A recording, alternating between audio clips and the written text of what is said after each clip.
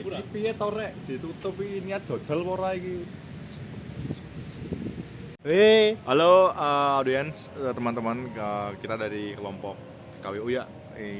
Klub apa? Iya. Ya itu. Kelompok Colmadu. Colmadu. Oke, kita akan melakukan wawancara kepada abdi dalam Colmadu dan tour guide PG Colmadu. Nah, kita akan menggali tentang gimana sejarahnya Mangkunegaran hingga terbentuknya si PG Colmadu ini sampai sekarang PG Colmadu ini menjadi museum. Nah, dan nanti juga kenapa kita akan menggali juga kenapa PG Colmadu ini dijadikan museum, kenapa nggak jadi tempat lain seperti itu. Let's go. Nah teman-teman, saat ini kan pabrik gula Colomadu sudah bertransformasi menjadi destinasi wisata sejarah di Colomadu. Nah kemudian bagaimana sih operasional dari di Colomadu ini dan siapa yang mengelola? Nah, destinasi wisata sejarah di Colomadu saat ini tidak lagi dipegang penuh oleh Pura Mangkunegaran, melainkan dikelola secara komersial oleh PT Sinergi Colomadu. Perusahaan ini merupakan sebuah konsorsium badan usaha milik negara atau BUMN yang dibentuk khusus untuk merevitalisasi dan mengoperasikan situs bersejarah tersebut. Nah, untuk lebih jelasnya akan kami jelaskan berikut ini. Yang pertama, untuk struktur pengelolaan utama. Proyek rekonstruksi dan operasional harian dijalankan oleh PT Sinergi Colomadu yang kepemilikan sahamnya dibagi ke dalam beberapa perusahaan pelat merah nasional. Nah, yang pertama adalah PT PP Persero Tbk. Perusahaan ini merupakan pemegang saham mayoritas utama, sekitar 72% yang mendanai konstruksi, restorasi bangunan cagar budaya, serta pengembangan fasilitas modern. Nah, yang kedua ada PT PP Property Tbk. Perusahaan ini berfokus pada pengelolaan dan utilisasi ruangan komersial. Yang ketiga ada PT Taman Wisata Candi Borobudur, Prambanan, dan Ratu Boko. Perusahaan ini bertindak sebagai ahli manajemen operasional pariwisata berbasis budaya dan cagar alam. Dan yang terakhir ada PT Jasa Marga Properti. Perusahaan ini membantu aspek infrastruktur pendukung di sekitar kawasan wisata cagar budaya. Nah, yang kedua, bagaimana sih status hubungan antara di Colomadu ini dengan Pura Mangkunegaran? Nah, secara historis, pabrik gula Colomadu memang didirikan dan dimiliki penuh oleh Kanjeng Gusti Prabu Adipati Arya Mangkunegaran IV pada tahun 1861. Namun, status kepemilikan dan hak operasionalnya berubah seiring berjalannya waktu. Hal ini dimulai saat nasionalisasi aset pabrik gula Colomadu. Pasca kemerdekaan Indonesia, pengelolaan pabrik diambil alih oleh pemerintah Republik Indonesia, hingga terakhir kali dikelola secara industri oleh BUMN Perkebunan, yaitu PT Perkebunan Nusantara 9 atau PT PN 9. Nah, kemudian saat BUMN mulai merevitalisasi pabrik ini menjadi tempat wisata pada tahun 2017 sampai 2018, pihak Pura Mangkunegaran sempat melayangkan klaim dan gugatan hukum terkait kepemilikan tanah eks pabrik tersebut. Nah, kondisi saat ini, pemerintah melalui Kementerian BUMN tetap memegang hak hukum atas pemanfaatan lahan. Nah, pemegangan hak ini melalui sertifikat hak guna bangunan atau pengelolaan milik PT PN 9. Oleh sebab itu, operasional komersial penuh berada di tangan konsorsium PT Sinergi Colomadu. Meski begitu, Pura Mangkunegaran tetap diposisikan sebagai akar sejarah dan mitra kebudayaan utama dalam narasi museum di sana.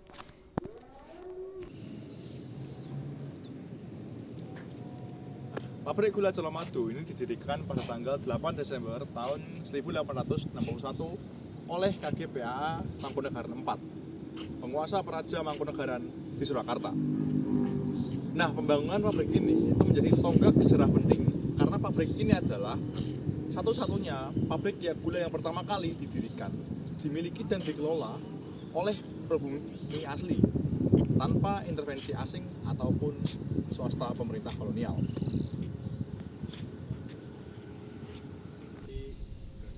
Nah, pada abad ke-19, Raja Mangkunegaran itu mengalami kesulitan keuangan yang serius. Kas kerajaan menipis akibat pengeluaran militer, gaya hidup, dan gaya hidup mewah ala Eropa dan sistem sewa tanah tradisional. Nah, kemudian Mangkunegaran IV ini memiliki ide yang sangat visioneris, yaitu adalah beliau berpikir ketika saat dia bernaik tahta pada tahun 1853, dia menyadari bahwa kerajaan tidak bisa bergantung pada metode ekonomi yang lama, sehingga beliau memutuskan untuk melakukan nasionalisasi tanah dengan menarik kembali tanah-tanah yang disewa oleh pengusaha asing.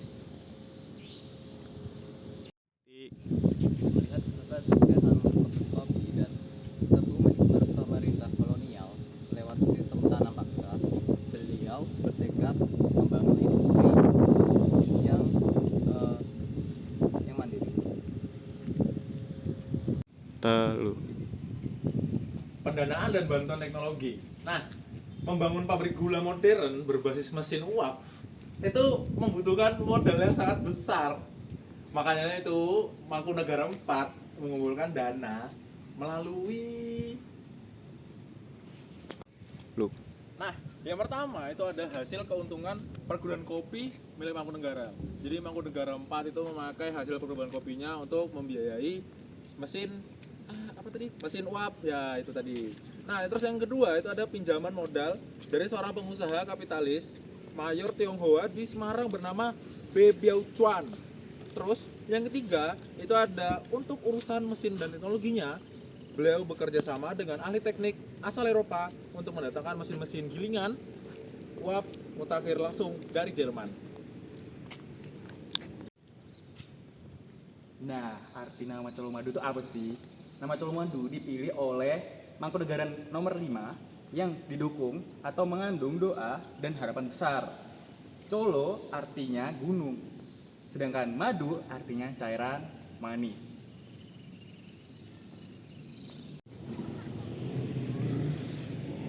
Nah, secara harfiah Colomadu itu berarti gunung madu, dengan harapan pabrik ini akan menghasilkan kekayaan dan kemakmuran yang menggunung bagi kesejahteraan prajurit dan rakyat Mangkunegaran.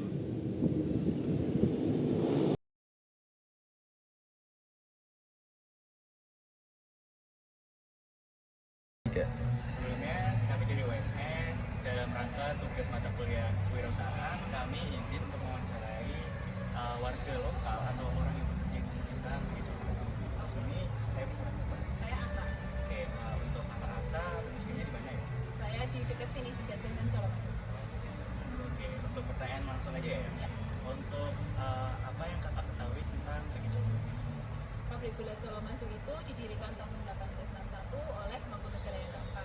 Jadi ini adalah salah satu pabrik gula pertama yang didirikan oleh pribumi di masa kolonial. Kemudian pabrik gula ini harus tutup di tahun 1998 karena krisis ekonomi dan juga alih fungsi lahan. Sehingga pabrik gula ini sempat mangkrak lama, 18 tahun kosong. Kemudian mulai dijadikan museum karena warisannya kan mengandung nilai heritage, nilai sejarah, dan juga ada edukasinya juga, sehingga dijadikan museum di tahun 2018.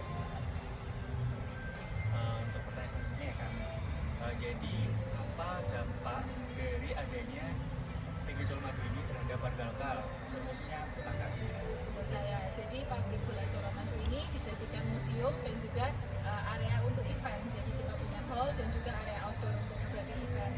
Ketika di sini ada aktivitas, maka warga sekitar juga bisa ikut berpartisipasi, terutama dalam kegiatan ekonomi, misalnya berjualan, kemudian parkir juga. Kemudian kalau di sini memperkerjakan, kebetulan musim ini juga memperkerjakan banyak warga lokal.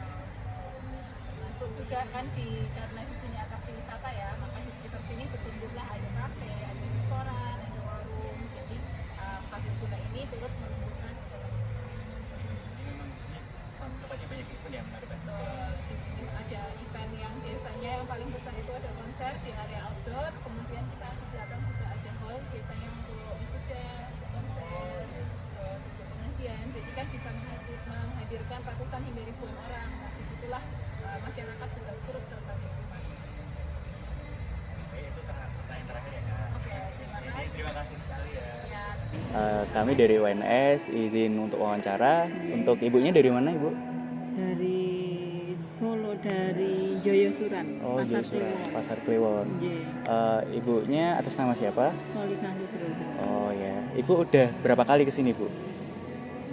Kesini masuk baru kali ini, tapi kalau di depan itu sering Mas. Oh sering Iya. dari depan.